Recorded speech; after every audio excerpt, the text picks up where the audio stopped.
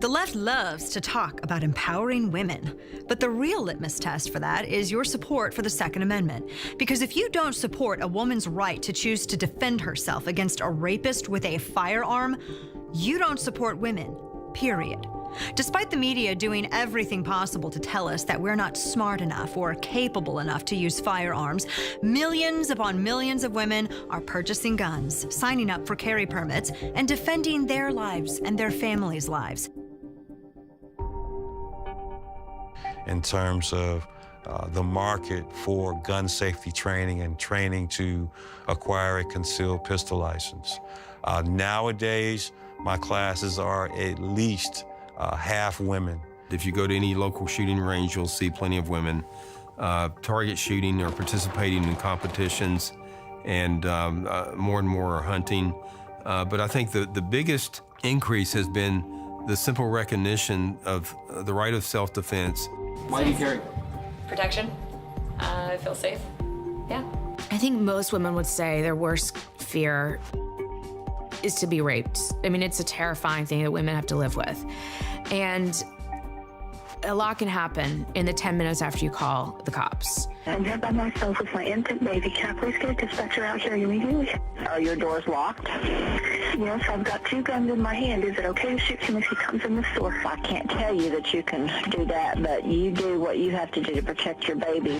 I'm 5'1" and a half and less than 110 pounds, I'll say, and every man's gonna be bigger than me, and they're gonna be stronger than me. I can take all the self-defense classes I want. I can spend 3 years in Krav Maga. He still stands a really good chance of hurting me. And a firearm is the only thing that equalizes me against somebody that weighs, let's say, 100 pounds more than me. I can't judo or karate my way out of that thing. A firearm is the only thing that gives me a fighting chance. There are some people, believe it or not, who believe that a woman cannot appropriately and effectively use a firearm for self-defense. Because you just don't know who you're going to be shooting at. And you don't know if you feel like you're going to be raped, or if you feel like someone's been following you around, or if you feel like you're in trouble, and when you may actually not be, that you pop out that gun and you pop around at somebody. As a personal protection instructor from the last 10 years or so, I can tell you there is absolutely nothing different about training a woman to use a firearm than it is to train a man. In the past decades, there are more women who are single heads of household in unmarried situations. They are the adult in the household. And it makes a person think, what are all of my obligations? And defending the family is one of those. I have a son at home who counts on me to come home. As a mother who carries, as a mother who has a concealed carry permit, that's an extension of me protecting my children. I'm the mama bear here. These are my cubs. I gotta do what I can to protect them. My mom is anti-gun, and my family is in general. And the proudest moment I had was showing my mom how to use a shotgun in the house.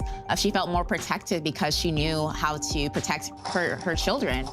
I let them know I had a gun once they was in the house. The chief of police says she did the right thing. From the same reasons why you see more women starting their own small businesses, more women taking leadership roles at all kinds of levels, more women speaking out and being assertive and standing up for their rights on millions of issues. That trend of American women becoming ever more confident about their rights and abilities. As Rebecca wrestled with child, she called for her sleeping daughter to grab her gun. I loved her before, I love her now, but she's my hero. It could have turned out to be very tragic for us if she did not have her permit and we didn't have that gun in the house. It's part of her humanity, being able not only to defend her life, but I think what we've lost in this conversation is also defend her dignity. I didn't realize how much of a subconscious fear I had of someone coming in at night and hurting me. And it's actually just gone away because I know I can defend myself. I mean, talk about a war on women. I think those who would disarm women, that's a war on women.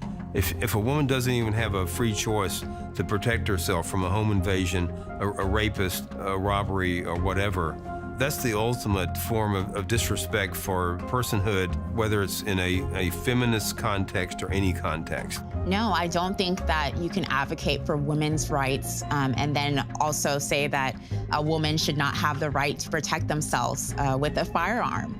I think it's incredibly hypocritical for any politician to talk about a woman's right to choose what happens to her body without acknowledging that they have the right to protect that body and they have the right to choose how to protect their body. They seem to want to put that responsibility on someone else who can't provide it, specifically the government. At the time of my attack, I had obtained my concealed carry weapons permit. However, being a law-abiding citizen, I left my permitted weapon at home, and the very law that was meant to ensure my safety guaranteed James Bila an unmatched victim. I just want to say that actually statistics are not on your side, even if you had had a gun. Chances are that if you had had a gun, then he would have been able to get that from you and possibly use it against you. When I hear them say things to me like, you know, you have more of a chance of being harmed by your own gun, that is not their job. It is amazing how people who've never been in that situation can make those decisions for other women. Well, the poor little woman. Poor little woman. What if she's being abused by a guy and her only answer is a gun? You know, first of all, the only answer is not a gun. If that woman is in that much concern that she's got to wait, you know, that she can't wait for a few days, you know, she really needs to find other venues to keep herself safe. You know, a gun alone is not going to do it. How long should a woman have to wait if she's being stalked before she can obtain a firearm? My answer is the time it takes for her to get in her car and drive to the gun store and make that purchase.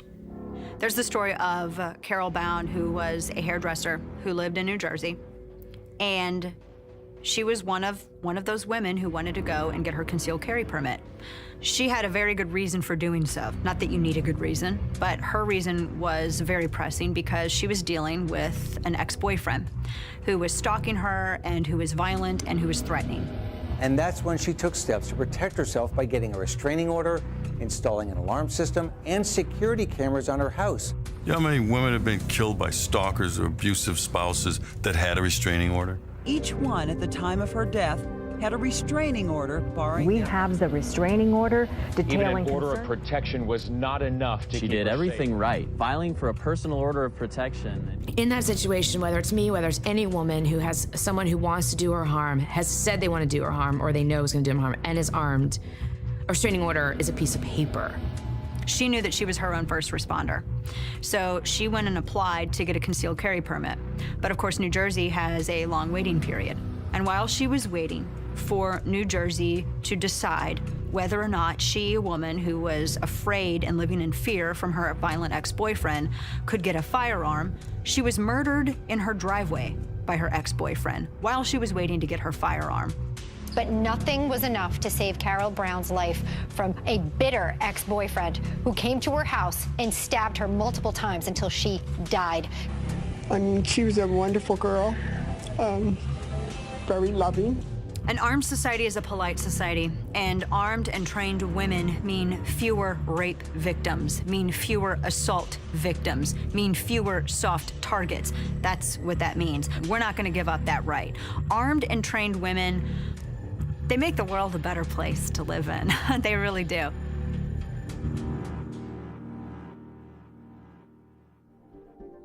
Michael Bloomberg and Hillary Clinton have never walked the floor of an NRA convention. I have. And so have literally thousands of women who didn't simply go to indulge their husbands for the day, but women who were just as interested as their male counterparts in checking out the latest from Browning or fawning over the slimmer Glock varieties. These women are the face of the empowered American female. So you better get used to women keeping and bearing arms. We had the divine right to bear arms before men decided we could vote, and we're not giving it up without a fight.